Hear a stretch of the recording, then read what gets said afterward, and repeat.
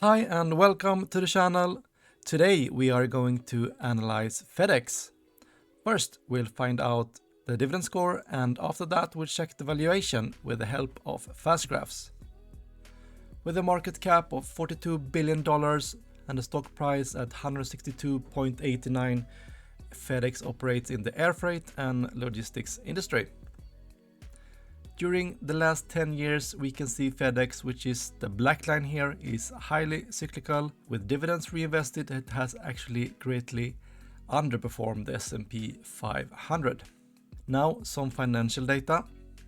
The sales the past 5 years has been 9.2% growth. The earnings per share the past 5 years has been 5.3%. And the analyst expects further earnings per share to be about 9%.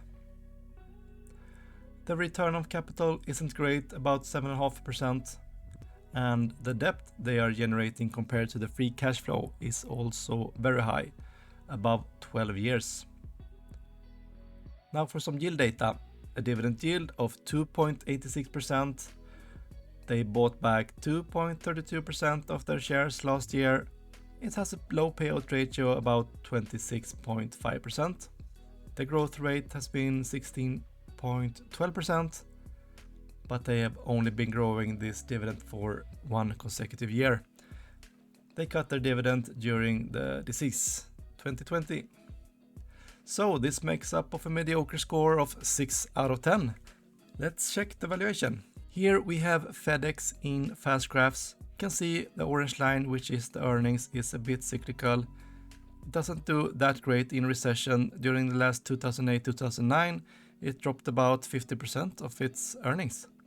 And they actually adjusted their earnings lately from $22 to $15. And we can see that the stock price dropped like crazy from this. And if we compare to the normal PE, we can see though that it's expected to pick up again later on.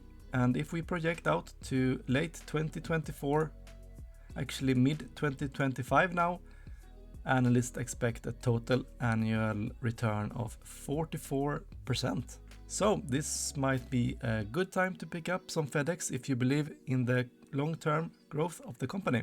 Please hit the like button and watch my latest video right here about 5 brand new stocks I bought for my portfolio. See you soon!